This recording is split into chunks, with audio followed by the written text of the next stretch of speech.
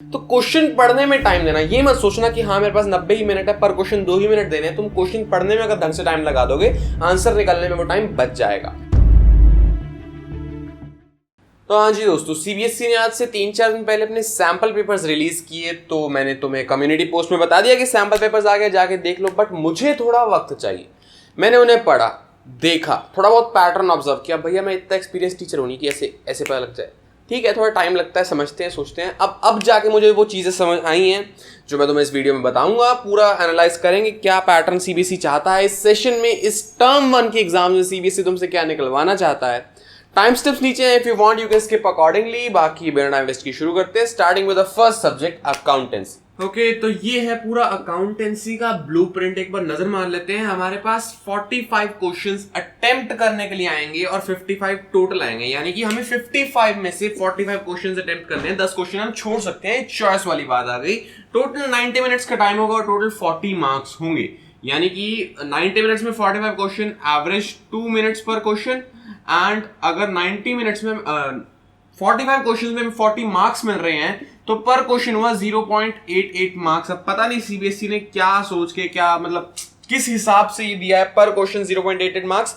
But हाँ, जो है वो है। मतलब हमें हर क्वेश्चन को एक तरह से करना है कि ये इक्वल वेटेज रखते हैं and this is the weightage of पर क्वेश्चन। ठीक है, दैट्स इट। अब आगे अगर हम बड़े देखें है क्या, तो जिस चीज से तुम सबसे ज्यादा डर रहे थे, असर्शन रीजन वाले क्वेश्चन, पूरे एग्जाम में 6 से 7 असर्शन रीजन से ऊपर नहीं है। जब 55 में से 6-7 है तो वो कोई बड़ा नंबर नहीं है। एंड ट्रू फॉल्स है, फिलअप्स है, मैच इट है, 1-2 ये सब छोटी मोटी बातें होगी। बाकी तुम्हें वन वर्ड्स मिलेंगे, एमसीक्यूज मिलेंगे, बहुत ही ज्यादा मॉडरेट लेवल के। मेरी बात मानो कि जो सीबीएसई ने निकाला है ना सैंपल पेपर, कभी कभार होता है कि किसी सैंपल पेपर को देख के डर लग जाता है, यार इस सब्जेक्ट का सैंपल पेपर ही मुश्किल आया है तो मेन एग्जाम तो बहुत मुश्किल होगा। लेकिन इस बार काफी मॉडरेट आया, क्योंकि उन्हें भी पता है तुम्हारे कॉन्सेप्ट इतने अंदर तक घुस के नहीं हुए हैं।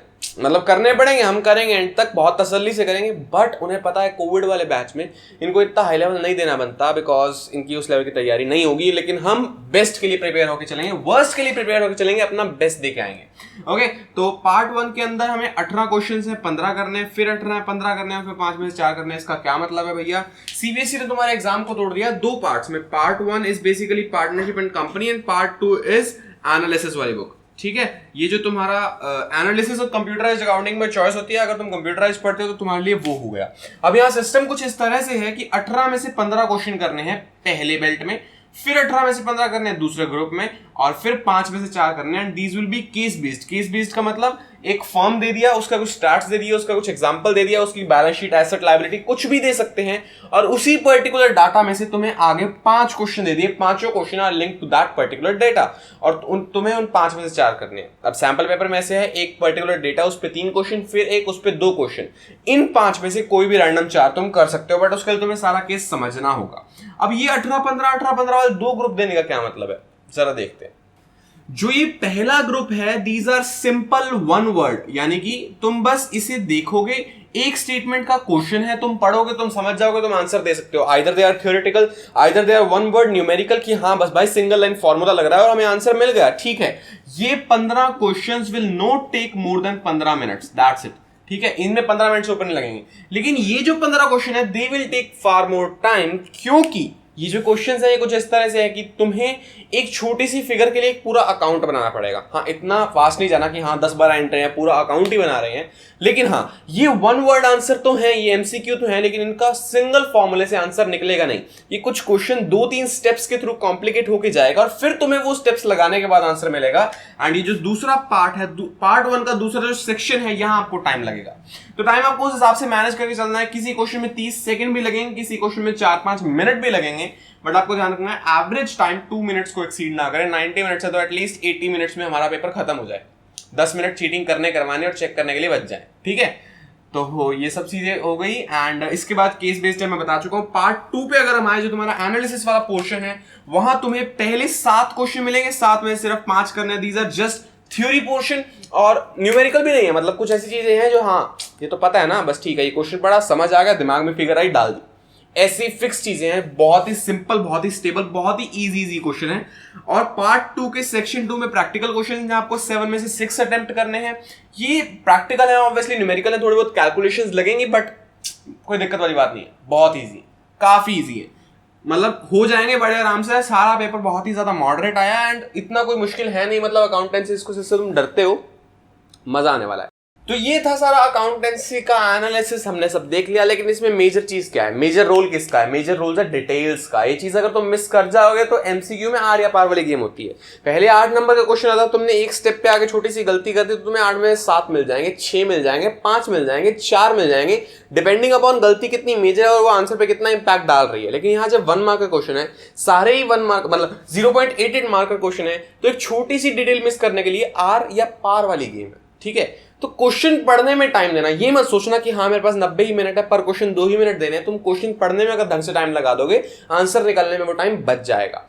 डिटेल्स कभी मिस नहीं करनी। एक चीज को चाहे 2 बार पढ़ो, 3 बार पढ़ो, लेकिन चीज को उसी एसेंस में ग्रास्प करना जिसमें वो पूछना चाह रहा है। अकाउंटेंसी हो गया, बढ़ते हैं बिजनेस और इको की तरफ। ओके, तो बीएसटी और इको का ये सिस्टम है सारा। सबसे पहले मैं बता देता हूँ कि उन्होंने 3 पार्ट्स में डिवाइड किया, पार्ट 1, 2, 3। 1 और 2 में 24 में से 20 क्वेश्चंस अटेम्प्ट करने हैं ईच पार्ट, और थर्ड पार्ट में 12 में से 10 क्वेश्चंस अटेम्प्ट करने हैं। यानी कि टोटल आपको 50 क्वेश्चंस अटेम्प्ट करने हैं। टोटल दिए हुए हैं 60 questions. 50 questions for 40 marks, that makes up 0.8 marks पर क्वेश्चन। ठीक है, अब ये जो है जैसे अकाउंटेंसी की तरह हमें मानना होगा। 3 ही सेक्शन है, 24, 24 और 12 क्वेश्चंस के। अब इन सेक्शंस में ऐसा क्या खास है?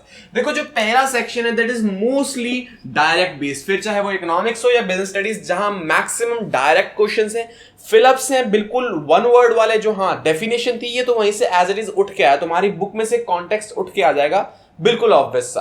इकोनॉमिक्स में अगर बात करें तो मैक्रो के बिल्कुल बेसिक से जो मनी बैंकिंग के, नेशनल इनकम के न्यूमेरिकल्स हैं वो आए हुए हैं, और बिल्कुल सिंपलेस्ट से सिंपलेस्ट 1 वर्ड जो तुम सोच सकते हो डायरेक्ट क्वेश्चंस वो हैं। तो पार्ट 1 में तो तुम्हें ज्यादा देर लगनी नहीं चाहिए। पार्ट 1 के 24 क्वेश्चन, पार्ट 1 के 20 क्वेश्चन मैक्सिमम 20 से 22 मिनट में हो जाने चाहिए। इतना सिंपल है पार्ट 1। बात सारी आ जाती है पार्ट 2 में।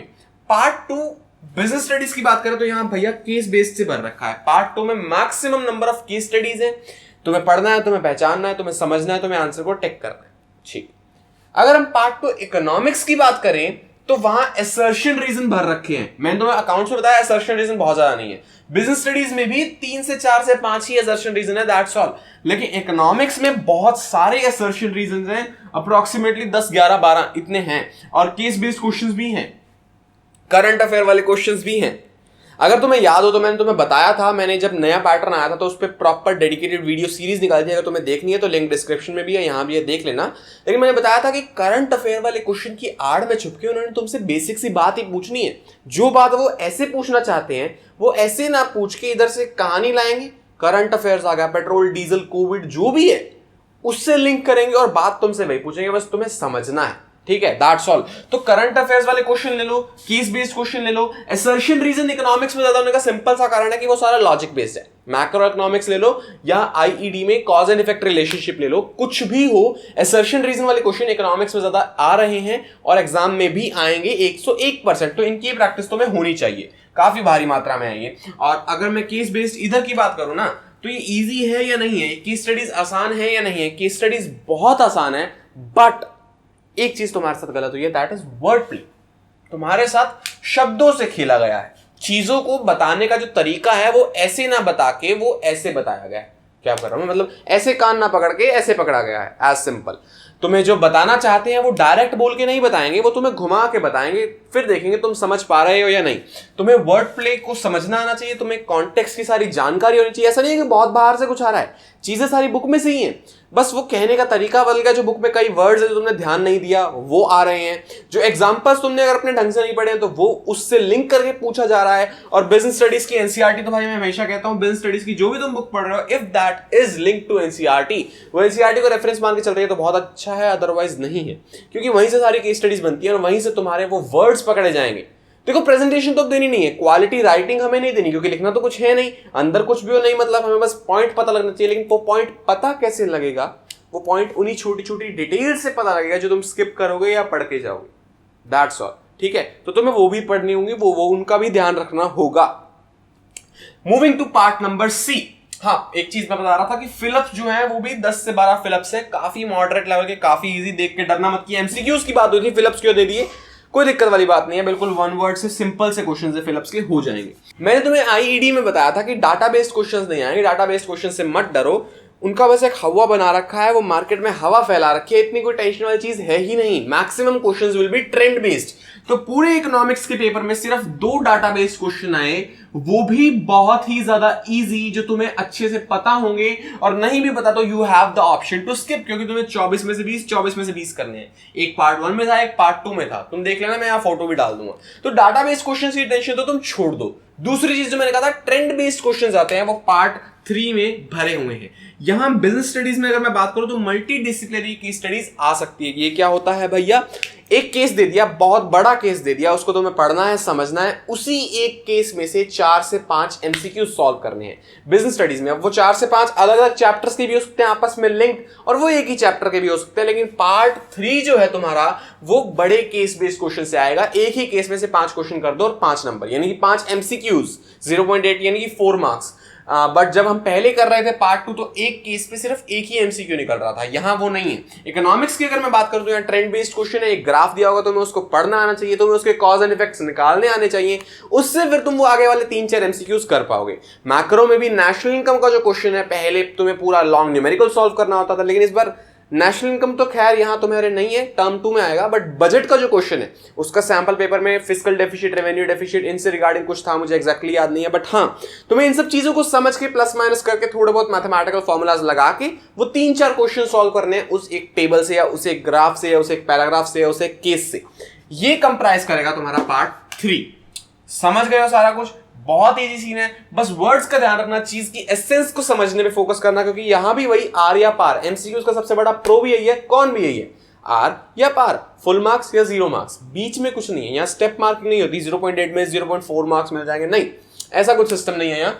बस डिटेल में पढ़ना, हर चीज की डेप्थ में जाना, और एमसीक्यूज की जितनी ज्यादा प्रैक्टिस हो, ज्यादा प्रैक्टिस कर लेना।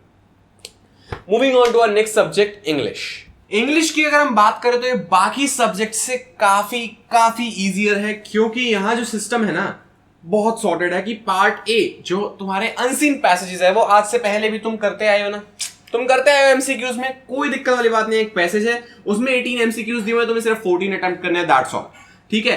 Part B is a bit problematic. Part C की अगर हम बात करें तो तुम्हारी प्रॉपर लिटरेचर जो है, 30 क्वेश्चंस आएंगे, 26 अटेम्प्ट करने हैं, दैट्स ऑल। यहां तुम्हें वर्ड मीनिंग्स देखने को मिल सकते हैं, पोएम के एक्सट्रैक्ट्स मिल सकते हैं, चैप्टर के सीन पैसेजेस टाइप एक्सट्रैक्ट मिल सकते हैं, जिसको तुम्हें पढ़ना है और नीचे दिए गए सवालों का उत्तर देना है, एज सिंपल एज दैट। कोई बहुत मुश्किल नहीं होने वाले, लेकिन हाँ, वोकैबुलरी की इंपॉर्टेंस अभी भी है, क्योंकि चैप्टर में, एनसीईआरटी में जो वर्ड्स दिए हुए हैं चैप्टर में, उनको अगर तुम स्किप करोगे तो वो चीजें यहां फंसा सकती हैं। तुम्हें एक एक वर्ड का मतलब पता होना चाहिए, and that's more than enough. मैंने डेडिकेटेड इंग्लिश पे भी वीडियो बनाई हुई है, इफ यू वांट। ये रही, इंग्लिश को इग्नोर मत करना, अभी बहुत लेट हो चुके हो, एंड वाला 1-1.5 महीना तो इंग्लिश डिजर्व करता है। चलो, अगर अब तक नहीं किया तो कोई दिक्कत नहीं है, लेट हो चुके हो का मतलब अब और डिले मत करना, अब से करने शुरू कर दो। अब बात करें अगर हम पार्ट बी की, which I was saying is a bit problematic, क्योंकि ये है ग्रामर, ठीक है। ग्रामर में ना जो क्वेश्चंस हैं वो इस तरह से हैं कि यार, ये क्वेश्चन होते हैं, ये तो सारे ही सही है ना, इसमें हमारी क्या गलती है।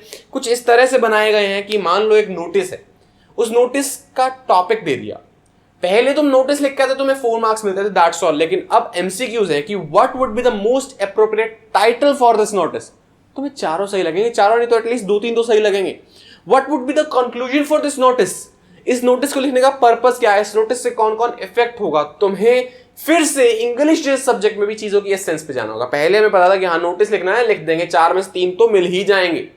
अब एमसीक्यूज हैं, तुम्हें चीजें पता होनी चाहिए कि नोटिस लिख रहे हैं, क्यों लिख रहे हैं, क्या पर्पस है, कौन कौन इंपैक्ट हो रहा है, क्या टॉपिक रखें, किस तरह से बात करें, क्या क्या डिटेल्स मेंशन करें, ये सब तुम्हें पता होना चाहिए। यहां थोड़ा मतलब दिक्कत आएगी, बट हाँ, प्रैक्टिस से ये चीजें सॉर्ट आउट हो जाएंगी, तुम इसे भी ढंग से कर सकते हो। But this portion would require more practice than before, as simple. मैं बस इतना सा कह रहा हूं कि हाँ, पहले से ज्यादा प्रैक्टिस चाहिए। यहां भी वही सीन है कि टोटल 40 अटेम्प्ट करने हैं, 50 में से